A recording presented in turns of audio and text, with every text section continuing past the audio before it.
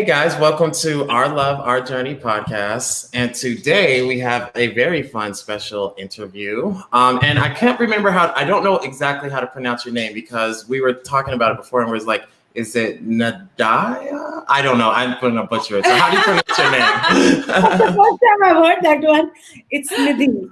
You will not be able to Nidhi. say Nidhi. Yeah, Nidhi. Okay. Nidhi, yes. And so if you want to tell them a little bit about what you do and kind of your background and what interests you and the mindset stuff and things like that. Sure.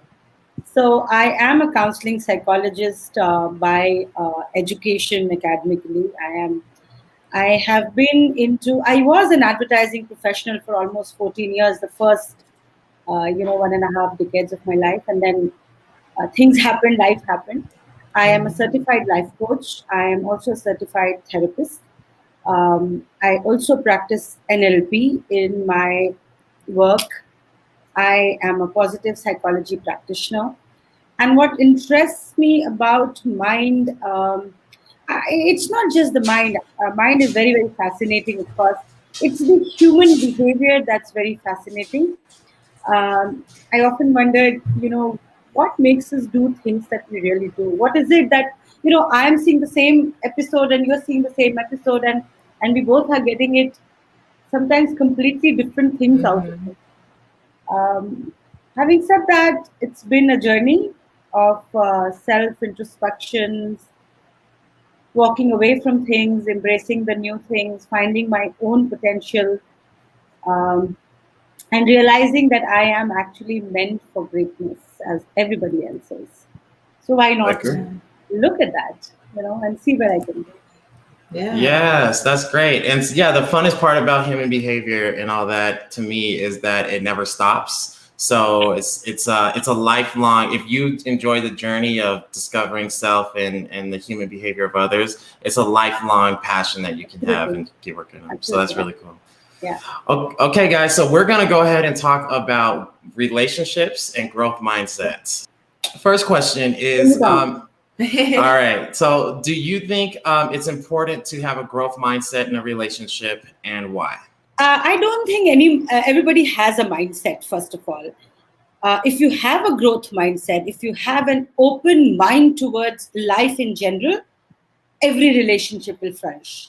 Not just your romantic, intimate relationships that matter, for example, with your colleagues, with your siblings, with your parents, every relationship will flourish. For a very simple reason that with a growth mindset or in a very simplistic manner, having an open mind to things will allow you to give space to those who are in your life to be able to express and for you to be able to love them with that acceptance of who they are. So yeah, to be absolutely blunt, absolutely, I think it is important to have a growth mindset and open mindset to have a very nurturing, fulfilling relationship. Very good. So you think part of a growth mindset is accepting people for who and how they are? Absolutely. And it starts with the fact that a growth mindset tells you that, you're not limited by the talent and the behavior that is being exhibited by the person. You need to look at the circumstances, you need to look at the situation, the experiences that the person has had, and then decide whether this person is behaving in this manner. And that can change a lot of perspective, Yeah. a lot of perspective. For example, if you walked on the road, imagine you saw somebody yelling at a young child. So easy to say, oh, please don't yell at that kid. And such a bad, what the hell, you're yelling at that kid and you're such a bad mother or a girlfriend or a boyfriend or whatever, that relationship might be. If only you took a moment to ask the person, what is making you so upset that you are, reacting in that manner? And then you may find that this person might be actually facing a lot of challenges, might be troubled, might not have anybody to help them. And then in that moment, the empathy comes in and your perspective changes. You can only have better relationships, right? So, Right. Very good. I love that perspective. So do you think it's absolutely necessary for a healthy relationship to have a growth mindset, for both parties to have a growth mindset? Well, if the other person doesn't have a growth mindset. The person who has the growth mindset in the relationship, because of the mindset that they have, they will keep pushing themselves to be their best, do their best, keep exploring more. Relationship is a two-way process, right? Right. There is a give and take. Now, I'm not saying it's 50-50. It can be 60, 40, 70, 30, whatever that might be working for you. But it is a give and take. So imagine between the two of you, if one of you was always being accommodating, always being understanding, empathetic, you will reach a point that you'll say, okay, you know what? I have done my best. And this is it. You may still hold on for some time. The other person doesn't give, then you will walk away from it, isn't it? Yeah. Usually, if both of you have a growth mindset, in fact, there has been talks about Esther Perel. She's a very famous coach, and she was talking about this. I mean, she was not talking about growth mindset and a fixed mindset, but she was saying, if you have a spouse who has a open outlook, and the spouse who doesn't have, for the time, you will keep balancing it. She was talking it from the COVID perspective. But if it continues beyond the point, you will at some point say this is enough. Yeah. If you both have a growth mindset, open mindset, yes, a positive mindset, it will help nourish and nurture the relationship. If not, then it will run into challenges. That's very, very interesting. Because, yeah, everything you see online, like all the articles, if you just Google like growth mindset and relationships and possible to work, like everything's saying that like it's not possible to work, all the data. And I don't know if I don't know. I just don't know if that's mandatory or not. But I like your perspective because it is kind of a balancing act, and eventually it can hit a limit. And speaking of Esther Perel, the first thing I thought when I heard your accent, for us it's an accent, is that you sound like her. That's not kind of a compliment for me. Yeah, she's very good. We like her a lot. I just wanted to bring in something that you said, Joshua, that, understand that when you are examining a relationship, you as in your culture will play a role in it. Right. Western culture, I mean, even if I kind of combine the Western countries a little bit, being generic there, is a slightly individualistic culture. The culture I come from is a slightly collective culture. In our culture, both men and women are taught to endure it. That doesn't mean it's working. Right. Okay, today I was speaking to somebody I have known for over 30 years. The gentleman is older than me. I know his wife. She must be about 52. He must be about 57. Must have been a very difficult call for him to make, to say, my wife has huge emotional challenges, and he's struggling big time, because of which his kids are struggling, grown-up kids. Okay, and yet here in this culture, I mean, it took him a lot to say that I'm feeling so bad that I have come because of the societal pressure. I have never left her, but there is nothing left in me. So the cultures also play a huge role. I walked away from my marriage not because my ex-husband is a bad person or he did anything to me. Our mindsets were just too different. I reached a point where both of us couldn't see life. There was nothing overlapping other than our daughter. So the relationship becomes toxic for both of us. Right. And I'm happy to say he's now married to someone who is like him, and he seems flourishing in it. So I think that's wonderful to be able to discover that aspect, isn't it? Yeah, right. Yeah. Come into play a lot. So this is interesting because certainly anyone can develop a growth mindset. We know that's true. Absolutely. Right. But do you think that in a relationship, it's either you have it or you don't have it kind of thing? And so it's like, when do you know like enough time is enough time and your mindsets aren't going to line up? 10 years ago, I wouldn't have been this articulate about it. Okay. All I said was, so people thought we had a perfect marriage, literally. Okay. And it came as a shock to most people. And when they kept asking me what's gone wrong, I really did not have an answer. What do I say? He's not beating me. He's not abusing me. He's, what do I say? And I kept saying that, we don't gel. Things are different. I see life differently. He sees it differently.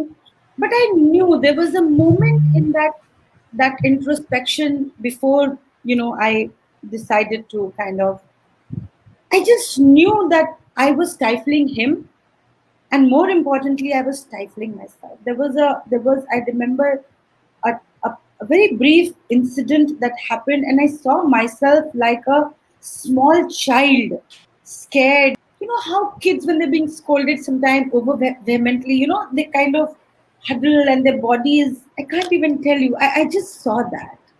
In that moment, somehow I knew that this is toxic for him and for me. Life has panned out well for both of us. It's just not about the growth mindset. A relationship takes a lot more, than just Right. growth mindset. Empathy, love, respect. There is so much more adjustment, even compromises. Don't we make compromises with our kids? I think parents are constantly making compromises with their kids. Right. So why not in a relationship, a romantic relationship? So do you see it as you either have a growth mindset or don't think, or do you see it as a spectrum? It's a spectrum. Okay. Absolutely, it is a spectrum. Do I have a growth mindset about everything? No, there are certain beliefs and conditioning that I come with, which makes me fixated about something or have a fixed look at something, right? I believe, now this is completely my understanding of how mind needs to be open. All I can do is be aware that maybe I am getting stuck at something, and I can take a deep breath and pause and try and understand the other person's perspective. Especially, I saw myself doing this with my daughter. As a teenager, as even a young adult, children can be very trying, because you come from a different, your love for them can be stifling for them. If you have a growth mindset, it's the ability to be able to see that you are getting stuck, and so recovering faster. Yeah. Okay. Yeah. Yeah, You are that's a good. fitness expert, right? Yes. See, one of the indicators of fitness is, at least I do that, is that when I run, um, I see how fast can I come back to my normal breathing. That's an indicator of heart being healthy, right? Yep. Uh, Emotionally, I feel it is also an indicator how fast am I going to switch my thinking from one to the other instead of being stuck there. That's for me is a growth mindset. So say you're in a relationship and you believe you have a growth mindset. It's like you think you have a growth mindset, but you kind of really don't. So Yeah, let's say, so that's kind of hard to judge because it's hard to yeah, see ourselves, right? yeah. What's your thoughts on trying to get your spouse to have a growth mindset? It's never a good idea to push anybody into any thinking. They're not Yeah. going to do it. Okay. Yeah. If you're selling something, ultimate sales happen when the person buys it on their own. Right. Even in psychological counseling, a client who comes willingly heals better than a client who's been forced. Totally. Yeah? Yeah. So if I Yeah. have a spouse, all I can do is I can be empathetic. I can give them feedback in a positive manner.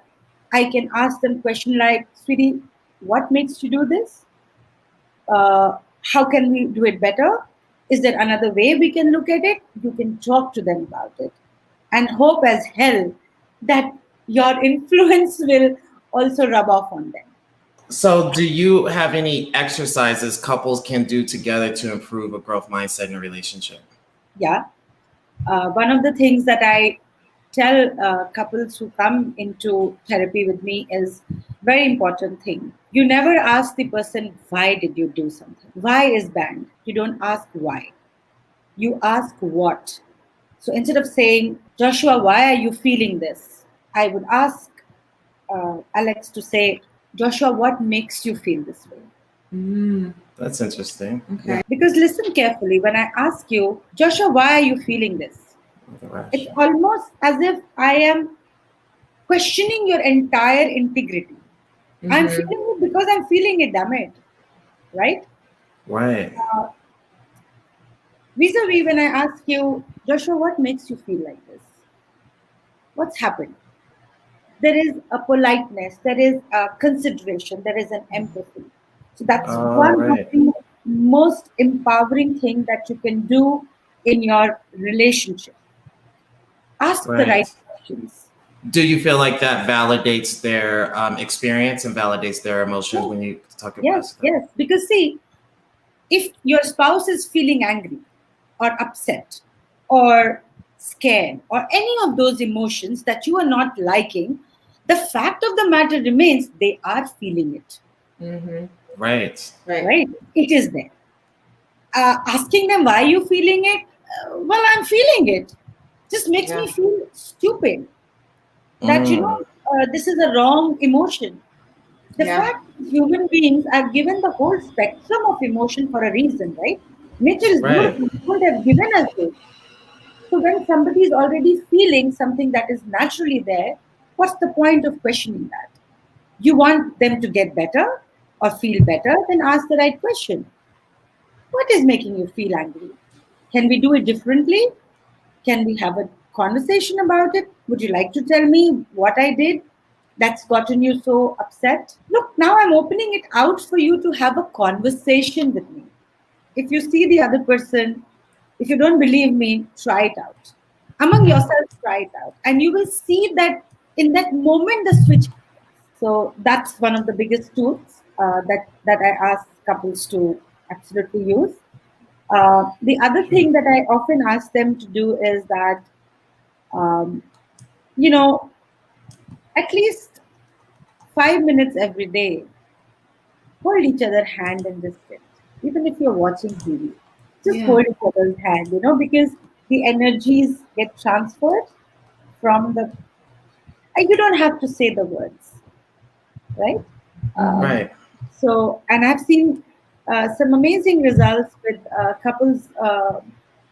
Initially, they would laugh and say, "Oh, but we are just watching TV." And then after a week, 10 days, they come back and they report that, and they say, "We seem to be watching, not fighting anymore about what to watch."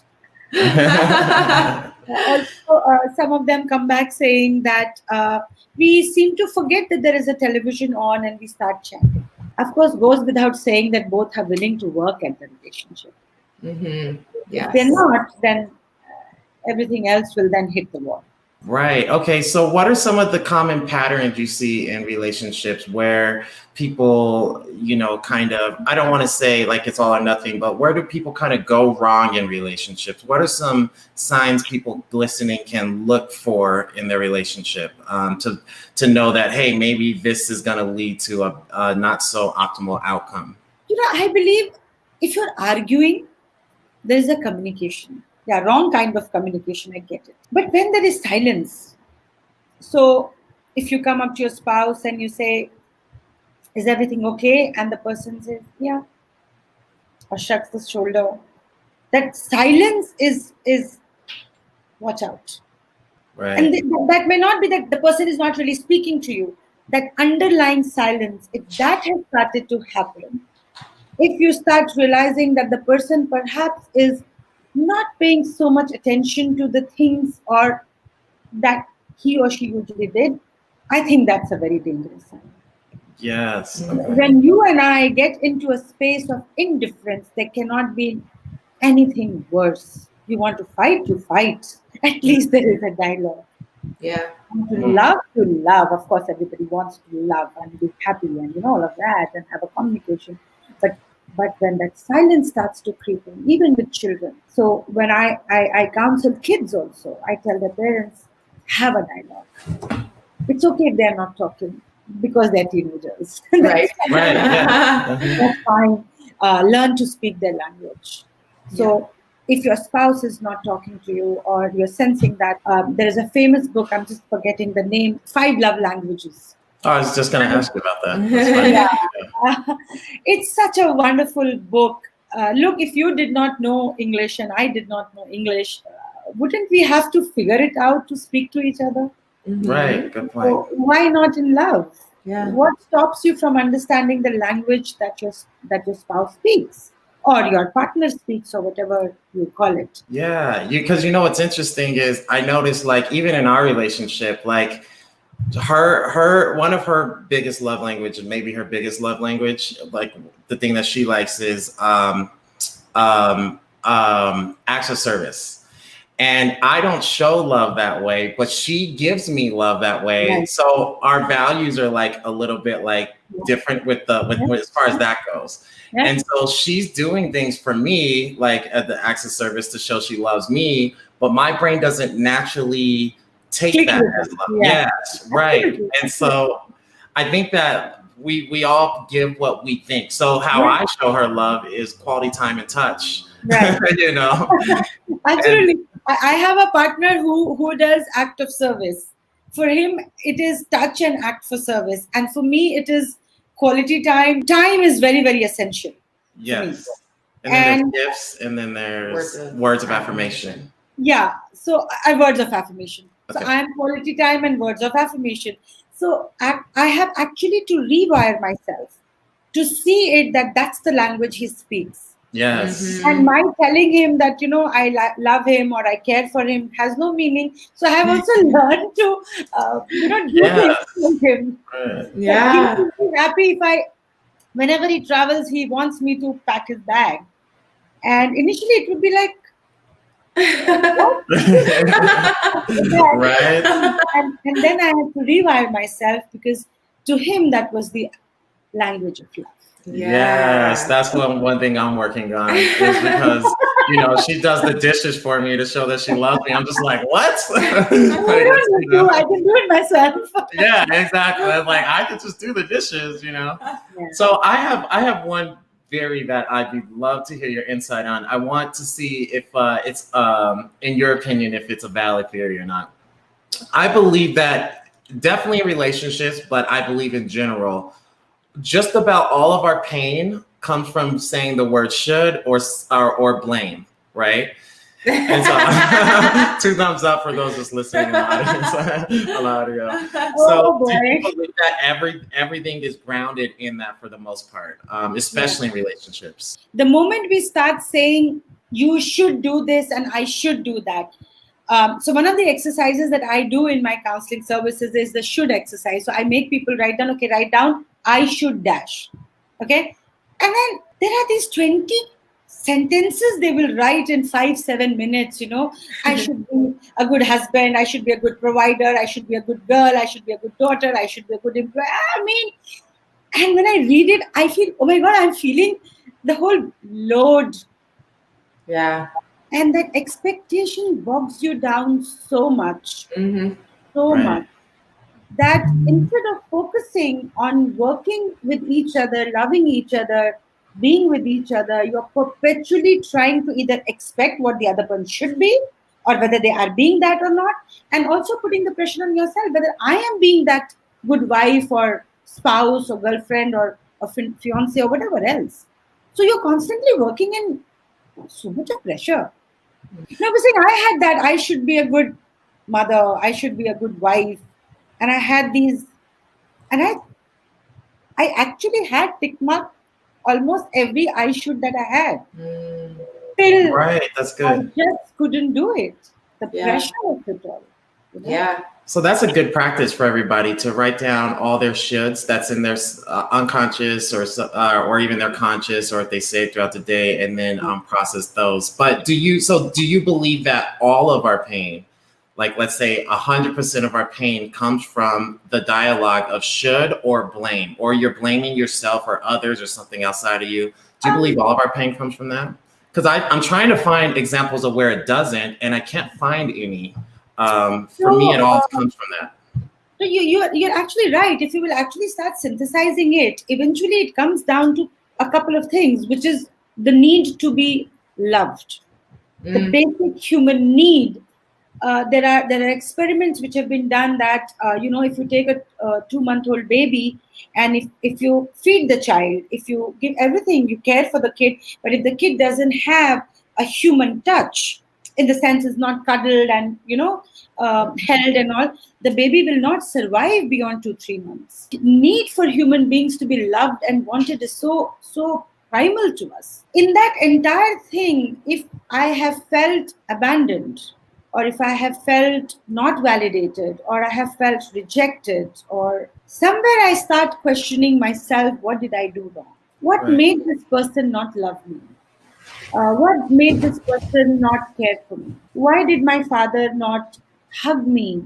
Or what did I do wrong? Because understand, it's not very easy for any child to blame their parents outright. You will process it for a while to come to a space and say, you know what, my parents did this. But that process period, you've already gone through so much of synthesis in your mind and thought process that you've come to a belief that perhaps you're not good enough. So you call it blame, you call it I should be, or call it whatever it is. I mean, I haven't thought about it in those terms. It's all coming from the fact that I want to be loved, and then I end up blaming myself. So do you think underneath that, so that's kind of the way I process it in practical terms, but I think underneath that, what it really comes from, all our pain, is coming from resisting reality on some level, right? Not resisting reality. It's not as simple as that, Joshua. There is so much of input that happens from our environment, and there's so much of conditioning that happens from the environment that we automatically believe that our caregivers are supposed to be caring for us and loving us. Obviously, that's why they're caregivers. Oh, sure. Great point. Right? Yeah. So as you're growing up, if you're being abused by your caregiver in whichever way, think about it in your small little mind. You expecting this person to care for you. If this person is not caring for you, which means there must be something wrong with me. Right, great. And then I try to validate it by being I should be like this. Yes, right. Making those statements in your head, and the person tells you, for example, your parents tell you that you should be getting good grades, and you're not getting a good grades, you're going to be punished. That means I should be, to get rewarded, I should be in this manner. To be loved, I should be in this manner. Okay, and so what about blamed role in a relationship? So it's like, I find extreme ownership is actually, what's very ironic is you would think logically that would bring you a lot of pain because you're taking the blame for everything. But in my experience, personally, subjectively, it's actually brought me way more happiness. Because now I feel like, I think depression, and this is just a theory I have, so I'd be curious to your insights. But I think depression is when your internal subjective reality doesn't match up with the outside reality. So my question is, I guess, with blame is like when you're taking ownership, now you don't have to, you don't have that resistance, right? Because now the realities have an opportunity to line up because now you're in control again, right? So I'm curious to your thoughts on, for example, if I take responsibility for everything that goes wrong, say she cheats on me, and then instead of feeling the pain of like, oh no, she cheated on me, if I took ownership, extreme ownership, then I can view it as, okay, I was not seeing the signs. Where did I go wrong? And that makes me feel a little bit more at ease. But what's your thoughts on that? I think it's a brilliant question that you're posing. If in a relationship, first and foremost, if the other person is doing something which is contrary to the societal norm of a relationship, I personally have very different views on cheating, but I will not get there. Oh, actually, we're going to talk about that at some point right before we let you go, because I would love to hear. I'm fascinated by that. If the other person has gone looking outward, I would, of course, it's painful. I'm not saying that not even for a minute, okay? An open and a self-introspective mindset and taking ownership does not mean I blame me. It means I need to now look at my relationship, because it's a combination of two people. What is missing here that this person, what is it this person is not finding with me that is making this person look outwards? Having said that, there are two ways to go about it. You can beat yourself and say, I'm not a good provider, I'm not a good spouse, I'm not an understanding person, blah, blah, blah, blah, blah, and wallow in that self-pity. Or you can look at it from an empowering attitude and have a conversation with the person and say, look, I understand that these are the things that are going wrong. Cheating to me is an extreme form of betrayal. I perhaps cannot live with it. If you can't, then you say that up. Or you tell them, let's talk about what has made you look outwards. What is it that I can do to support this feeling? If your spouse, for whatever reason, has fallen out of love with you, then, well, accept it. Yeah, you're hurt, no doubt. I'm not at all saying that it's not going to hurt. You're being rejected, right? Yeah. Again, the choice is yours. Are you going to wallow in it and drown yourself? Or you're going to pick yourself up, be fit, be robust, and say, okay, this happened. Let me go ahead and see where life takes me. Yes, because I think that comes to, it's like you don't blame yourself, but you take ownership, right? Yes. And that's an empowering mindset. Yes. But I actually have another theory that I would love your insights on. Usually, as far as cheating goes, to me, what I'm seeing is that when someone cheats on you and it's unbelievably painful, I'm thinking it comes more from your sense of self and your insecurities as opposed to the event itself.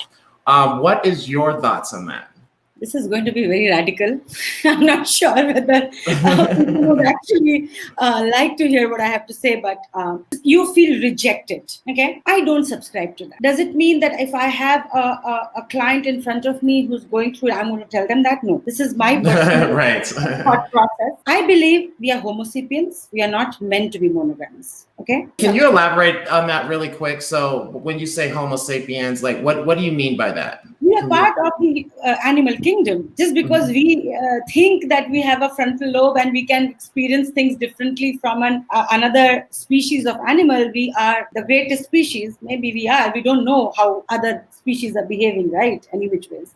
Nature has not made us monogamous. Nature has not made marriage. Nature is not demanding you to be loyal to a partner. Nature is asking you to procreate. Right. Okay?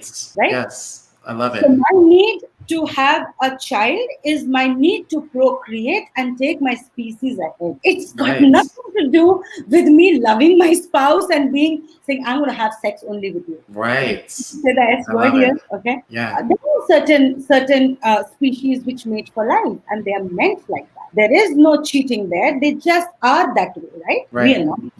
So let's get that straight in our heads. It's a society-made rule. It's an ownership rule that the patriarchal society has. Yes. I don't want to debate there. It's a 100%. I believe that's why relationships are so hard, because I don't believe we're meant to be monogamous. So we're kind of fighting against nature. Yes. My point is, tell me, Joshua, if Alex validates you, respects you, cares for you, she's there when you're in the hard times, she knows when you're down, she's caring not just for you, maybe for your family also. She makes sure that both of you live in a comfortable home. If you have children, they are looked after. All four of you, or five of you, or three of you, whatever the unit is, two of you, there is a beautiful home and life that she has created. You or she went and had a sexual experience with somebody else. That experience suddenly supersedes everything that this person does for you. Respect, the care, the commitment, that I will be there for you when you are down. I will pick you up when you are crying. I will hug you when you are tired. If you're ill, I will be there by your bedside. It just gets wiped off like that. How? Right. Yes. I don't get that. I agree. I think that humans are in danger when we think of think dogmatic, like extremes. So it's just like when they think if this, then that means that, right? Yeah. And I think that life is a gray area. Right? Absolutely. So what works for me, there are people who have open relationships and that works for them. Yeah. There are people who are asexual and that works for them. Mm-hmm. And there are people who are monogamous and that works for them. Let's not define relationship with that one single animal act. And sex is an animal act of procreation. Yeah, there is pleasure in it, no doubt. It's a beautiful union, very intimate, very beautiful. I'm not at all denying any of those emotions. And yet in the actual act of it, it's an animal instinct. act. That one act cannot be superseding everything that I feel for someone. So how do you know when let's say that you love someone and you want to be monogamous with them, and then you just keep having the pattern of just, acting out your animalistic instincts. How do you know when that's just not for you? Or because what happens is I think that people want both, right? So it's like they want to make their spouse happy and just be monogamous, but then they feel like a bad person. They feel like a terrible person because they had to sneak and do the stuff, right? And it feels not good. So it's kind of like for those watching, it's like, how do you know when you're just not in a place to be monogamous, but how do you know when you might never be? Like, how does that dialogue go in your head? I think all of us just know. How do you know that you love Alex? Oh, great. Isn't it? You know. There is no sign that pops up like that and say, hey. Right. Pop up and say, oh, I'm not monogamous. No. Just like somebody knows that they prefer women or they prefer men or whichever way, right? You know. So you think the real issue is it's tough to accept and it's tough to admit to yourself. And if you do, then you can have a conversation and give the other person equal respect and right to be in it or not to be in it. Right. I can have some expectation of life and I can very respectfully tell you, you know what, I don't think this works for me. And that's okay. I don't want to say, and I know this is kind of jumping to an extreme, but I'm just saying, do you believe most of humans will have a more optimal relationship if it was not monogamous? I guess I do see what I'm trying to say. Like, do you believe that our animalistic drive in majority of humans does not deep down want to be monogamous sexually, at least? It's not as simplistic as that because there is so much of conditioning from the society. Unless we eradicate that aspect, it's very difficult to just say yes or no to that. I believe, again, I don't have any empirical data again. And yet, from whatever I experience, I think a lot of pain comes from just the fact that somebody's going to cheat on. And I think if we can just take that part away, I think we will have beautiful relationships. Yes, right. You will actually see the person for what the person is, the love that the person has for you, the respect that they have. And I think respect is such an important ingredient of a relationship, more than love. If you can love somebody, but if you keep disrespecting them, at least in my mind, that's not okay. I think that notions need to be taken away. Look, you are a millennial. I don't know how old you are, but looking at you, I assume you're a millennial, both of you. You're lucky to have a generation which is far more open to having various kind of discussions. Yes. I come from a country and an age where it's radical to even talk like this. Yes. You would be ostracized for it. Yeah.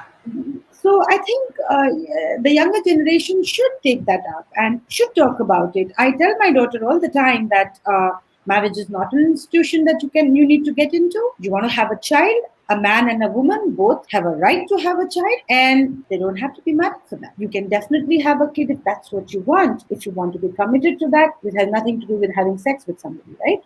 Again, growth mindset. Your thinking perspectives, your data points need to change. Right. And your generation, I think, should definitely indulge in conversations like this to say, is this all there is to it? So that's what I was going to say. So how does one go about accepting that notion? And because if I believe what you're saying, it's like, I think so much pain comes in a relationship just from believing that notion, regardless if it happens or not. Yeah. Right. And so it's causing a lot of pain in the relationship. It's also causing people to act in behaviors that are suboptimal. Right. Absolutely. And so how does one go about trying to accept those? Because I'm telling you right now, I think a lot of people are going to have a very hard time trying to accept that notion. Absolutely. Absolutely. I know that. So, right. And you're talking of an audience which is a far more westernized than the country I come from. Yes, right. We have so many people having difficulty with that idea. I'm not saying this is how it should be. Again, I'm not drawing those lines. All I'm saying is what works for me. Right. Look, there are swingers, right? There are couples who swing, right? Right. That works for them, and that's okay. The point, Joshua, is like in everything else. We need to accept the differences that are there in each of us, right. And choose to live for ourselves in that respectful manner. This works for me. It's great. Doesn't mean I have to say this is what is going to work for you too. The Right. problem starts happening there when my rules need to be dictated to everybody. And if I may be as bold as saying that, I think religious differences, racial differences, all happen because I'm not willing to accept the other person for who they are. We just Very get good. limited in our view of this is right and hence it has to be right for the other. Right, which is a painful way to think. It's a painful philosophy. Absolutely, absolutely. We all can live very harmoniously in this world. There is space for everybody. And Yeah. nature, interestingly, if you will see, there are brilliant pictures and videos of jaguars saving leopard ships, saving a monkey's baby, and an elephant carrying a little cub across the road. Because if they can do it, why can't we be accepted? Why can't we Right. open our mind? Right, right. Yeah. Okay, so speaking of that, the animalistic, especially I would imagine in your culture, but I'm very unfamiliar. Okay, so I don't have much context, but I would imagine that sexuality for women is looked a lot different than sexuality for men. So, for example, when we talk about cheating, I think people have a belief that women don't really want to cheat. Women aren't prone to cheating. They're not prone to a sexual desire like men are with multiple partners.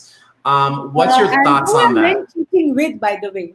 My question to most people who say this is, who are these people cheating with? Unless they are, Right. having same sex, there is another person involved, right? In a partnership, whether it is a man or a woman, doesn't matter. If you're cheating with someone, you are cheating with another person. Yeah. So how is this about a man or a woman? Well, How see, can- and that's agreed. But I think that a lot of people think that like men are, I think there's a stereotype, at least in America, that men are the ones who really are the ones who, oh yeah, but I see what you're saying. Or that it's more acceptable for men to cheat. Yeah, Yeah. right. That is the right word. It's more acceptable. I am just being a man. I am a hunter.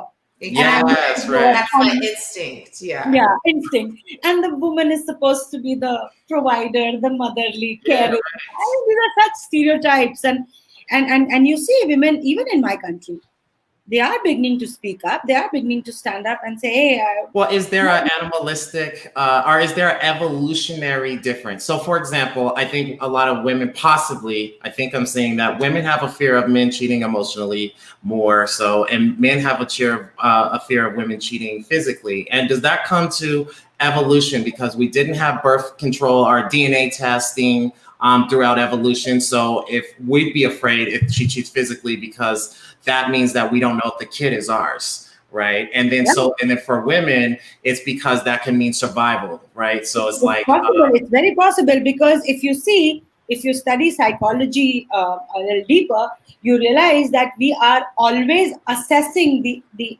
opposite partner from the perspective of having a good progeny. I mean, yes, there are cultures where having a wider hip is supposed to be that you can carry many Yes. babies. It's considered to be the woman is supposed to be fertile, and that's acceptable. Yeah. So we are assessing, and men are looking at it like that, and even women are looking at it at not consciously. These are, yes, as you said, evolutionary DNA based. Right. Psychology tells you that the kind of interactions you are having, you are creating those impressions. Is this person going to be for a woman? I have to nurture my babies. Is this dude going to be there to support me? It's in our head, right? right, So, right. from if you see it from the roles, the way nature has created a male and a female, it's possible that these notions are getting driven from that as well. Eons, I guess, they have just gotten reaffirmed because of the patriarchal society that we have created. And they've just gotten distorted somewhere down the road. So let's assume that that's possibly a part of our evolutionary DNA. Does that change the reality? Because I think women have a big fear of men emotionally cheating, but I think what I think I might be seeing is women do cheat a lot more emotionally first, at least, as opposed to physically. Is that just Josh not seeing reality, or is there some truth in there? No, see, look at it. If I fear something about something else, that means it is in me, right? I am projecting it. Yes, that's what I'm thinking. Emotional cheating only because I know I'm capable of it. Yes, that's exactly what I think. That's what I was meaning to say. That's Yeah. for men, because they think they're hunters. They think and they're doing it with other women, so they think every other woman will go and cheat. Yes, that's what I think. Because Yes. they have, you've heard of the concept of office husband and an office wife. I don't know. Yes. Yes. It's getting projected. So do you think that is some projection in there? Is like we're so afraid of our women cheating physically because we're more prone to cheating physically, and then vice versa? Perhaps. Definitely, our internal reality gets projected on our outside world, right? Yeah. Whatever. I mean, if I'm getting very upset about, say, you coming late, and Yeah. you seeing you wondering what the hell is wrong. I mean, okay, I'm late. What is making you so angry about it?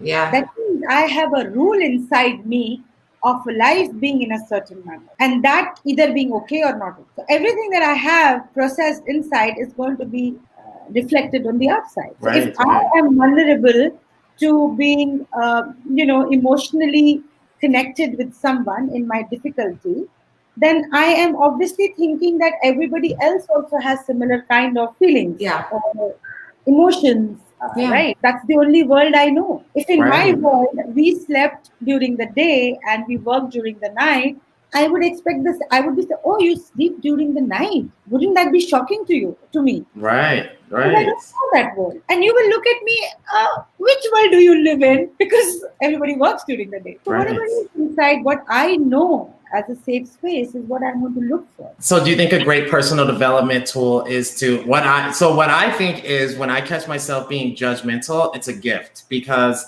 that's a great reflection for my self-awareness. So it's like I use my judgment of others as kind of a mirror. So what I think I see is that whatever I judge on someone else, I'm really upset with myself for doing it on some level, or having that potential deep down somewhere, something like that. My friend, you are getting nirvana. If you know the word nirvana, you're becoming almost a Buddha by saying something like that. Absolutely, you're bang on.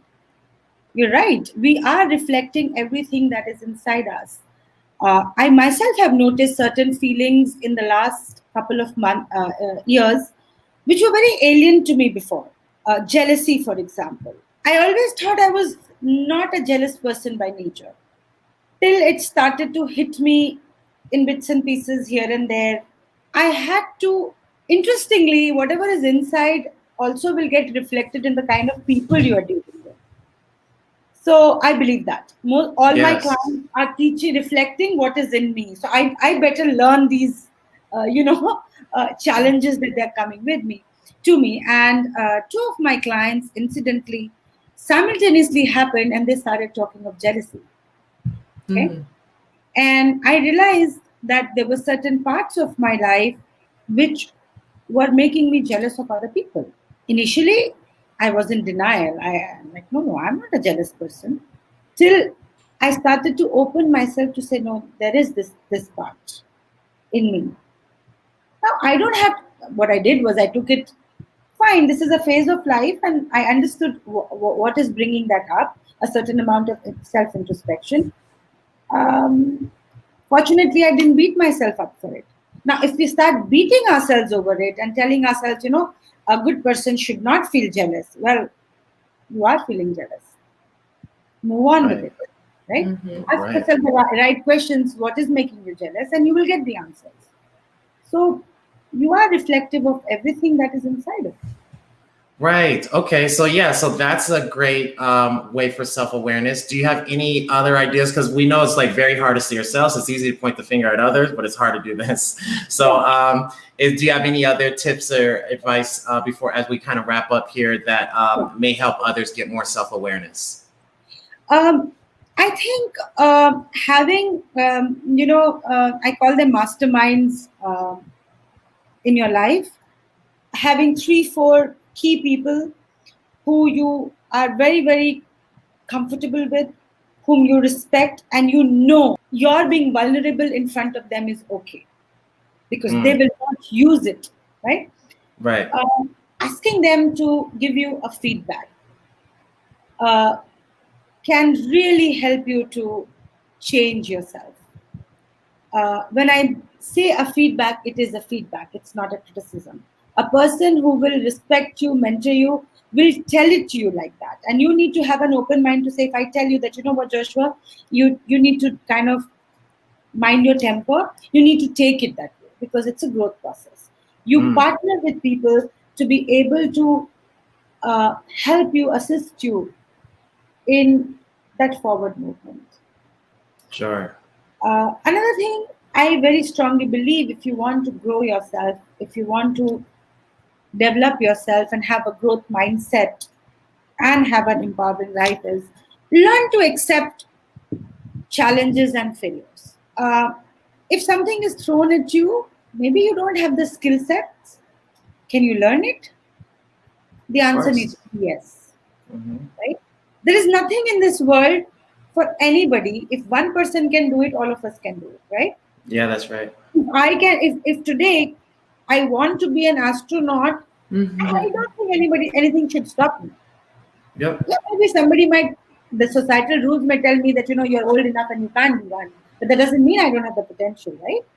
Yep. Let that not be the stumbling block in your growth. Yeah. Believe that you can do. Believe that you have the power and the potential to. Say yes to life. Yeah, that's right. Do you think it's optimal because I think I can be a dreamer by nature, right?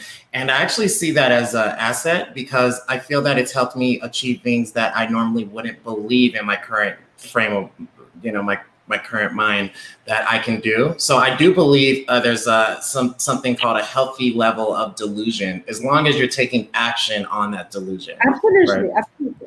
Yeah. You have to push your envelope. Yeah. Absolutely. And I mean, I also believe that the day we say no to learning, it's better that we stop breathing then. Because life is just a vegetable. It's over. Yes. Yeah, I think Tony Robbins says there's no such thing as plateaus in this life. You're either growing or you're dying, and everything on the earth is doing the same. Yeah. So before we wrap up, is there anything else that you'd like to leave our audience with? Any food for thought? You have a lot of great wisdom that you shared, which we're so grateful for. It's been so fun, and it's very fun to find someone who has a genuine passion for human behavior like me. So we could be nerds together. It was interesting that you were asking me questions like that. The only thing I have is that give yourself a chance. Let life happen. Don't take it so seriously. We are not getting out of it alive any which way. Enjoy it, grow with it, roll with it. Stop pushing it. It will happen. Well, thank you so much for hopping on. This was such a fun episode. Yeah, it really was. One of my favorites. Yeah, it was so good. I would love to have you back on at some time, or would be happy to go on your channel. And for those that would like to find your YouTube channel, is there anything they can search to find it, or how it's called Born Impressions, BON, Born Impressions. You can find it on YouTube, definitely. In fact, I'm just starting a new series called I Am Possible, which is talking to youngsters about success mindset. The same thing what I said, believe in your potential and rest everything will happen. I can't wait to listen to it. That's going to be great. Definitely check her out, guys. Yeah, I'm telling you guys, if you're looking for more depth and some more wisdom, it's very good having you on because you're such a great resource for that. So thank you, thanks so much. Yeah, it's very nice to get to know you. Very, very good to get to know you as well. So thank you guys for tuning in to our Love Our Journey podcast. And we would love if you guys would like, subscribe, and share. And everybody have a very amazing, blessed day. Thanks so much, guys.